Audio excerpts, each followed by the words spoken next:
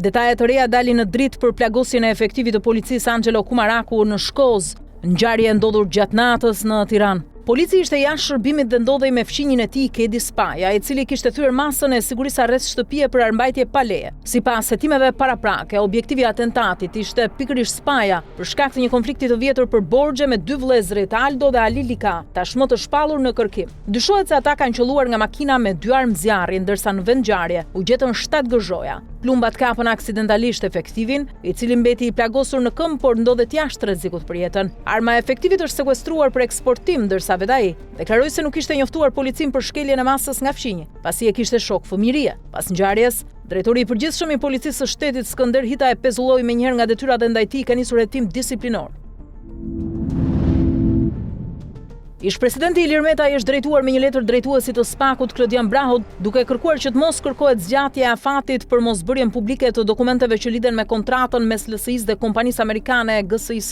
Ai argumenton se afati aktual përfundon me 23 qershor 2026 dhe se çdo shtyrje tjetër do të cënonte sipas tij të drejtën për një mbrojtje efektive në procesin gjyqësor. Meta pretendon se mungesa e aksesit në këto dokumente po e dëmton mbrojtjen e tij dhe ngre dyshime për ndikim politik në hetime, duke përmendur edhe rolin e Ministrisë së Drejtësisë dhe Kryeministrit Edi Rama në komunikimet me autoritetet amerikane. Ai kërkon transparencë të plotë mbi marrëveshjen e vitit 2016 mes LSI-s dhe GSIS-s dhe shprehet se çdo përpjekje për fshehje informacioni do të dëmtonte procesin ligjor. Në letrën e tij, Meta ngre gjithashtu pretendime për ndërhyrje të mundshme në dokumentacion dhe për veprime të paautorizuara brenda ish-partisë së tij, ndërsa kërkon që çështja të trajtohet vetëm mbi bazën e provave të ligjshme. Meta thekson se transparenca është thelbësore për zbardhjen e plotë të hetimit.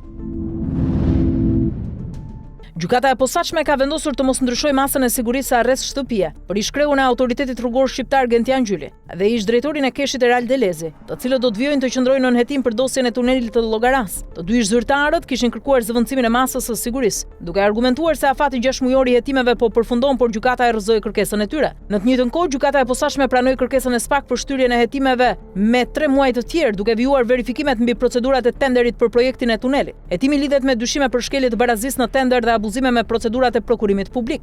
Në këtë çështje është përfshirë edhe zëvendës kryeministra dhe ministra e infrastrukturës Belinda Balluku, ndaj së cilës SPAK ka kërkuar pezullim nga detyra dhe ndalim të daljes jashtë vendit. Masat e sigurisë të vendosura në nëntor 2025 janë lënë në fuqi nga shkallët e tjera të gjyqësorit, ndërsa Balluku i është drejtuar gjykatës së lartë me rekurs për heqjen e pezullimit. Hetimet për dosjen e tunelit të Llogaras vijojnë.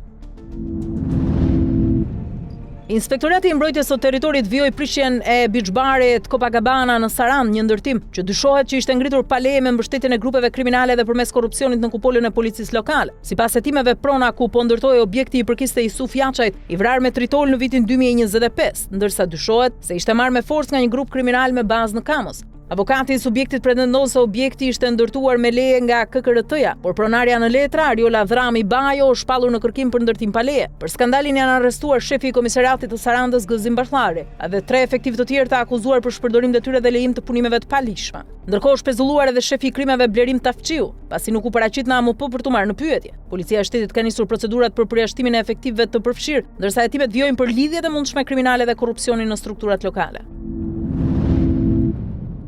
Pronari i argjendarisë së grabitur në Kamës deklaron se nga vjedhja janë marrë bijuteri me vlerë rreth 70 milion lekë të vjetra.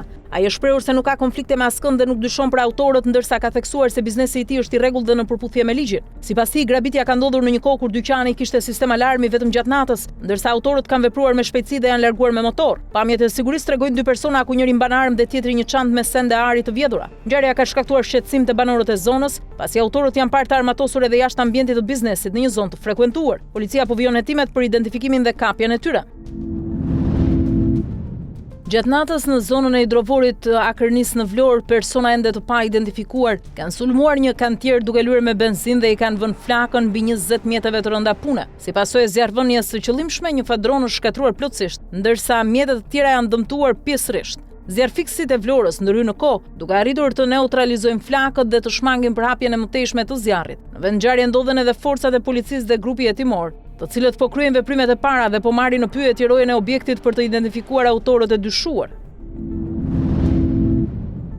Një biznes bulmeti në Pogradec është grabitur gjatë natës në zonën pranë rrugës së spitalit. Persona ende të pa identifikuar kanë hyrë në ambientet e dyqanit dhe kanë marrë rreth 2 milion lekë. Sipas informacioneve paraprake, kjo është hera e dytë brenda 5 muajve që i njëjti biznes bëhet objekt vjedhje. Policia ka nisur hetimet dhe po administron pamjet e kamerave të sigurisë nga bizneset përreth, ndërsa ekspertët kriminalist po kontrollojnë vendngjarjen për gjurmë të mundshme. Në të njëjtën zonë, disa muaj më parë u grabiti edhe një argjendari për ngjarje ku arrestuan 2 persona. Hetimet për identifikimin e autorëve vijojnë.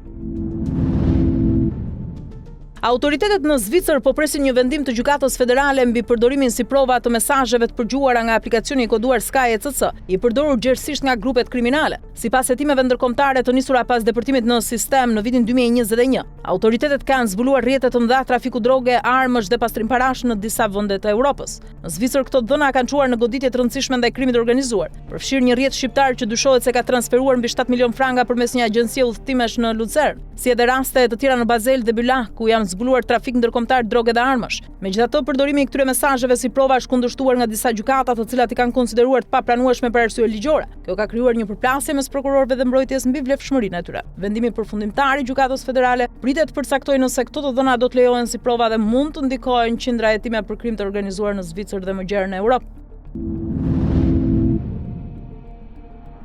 Një furnizues shqiptar droge identifikuar si Elton Hallaçi, 32 vjeç, është dënuar në Mbretërinë e Bashkuar me mbi 21 vite burg për rolin e tij në një rrjet të madh trafiku kokaine që operonte përmes aeroportit të Manchesterit. Ai së bashku me bashkëpunëtorin Arturi Seberi, 28 vjeç, dyshohet se organizonte shpërndarjen e sasive me shumë kilogram kokainë të ardhur nga Amerika Latine përmes korrierëve ndërkombëtar. Sipas hetimeve, korrierët amerikanë udhëtonin pa bagazhe dhe më pas merrnin valixhe të mbushura me drogë të dërguara nga Cancuni, të cilat dorëzoheshin në aeroport. Hallaçi dhe Seberi merrnin ngarkesat dhe i shpërndanin në qytete të ndryshme të Britanisë së Madhe, përfshir Londrën, Bradfortin dhe Birminghamin. Hetuesit britanik zbuluan se Hallaçi përdorte automjete me ndarje të fshehta për transport droge dhe shpesh publikonte foto duke u mburrur me shuma të mëdha parash. Rrjeti u godit pasi një valixhe u la gabimisht në aeroport, duke çuar autoritetet drejt zbulimit të aktivitetit kriminal. Gjykata e konsideroi Hallaçin si figurë udhëheqëse në organizat, ndërsa të dy të pandehurit pritet të deportohen në Shqipëri pas vuajtjes së dënimit.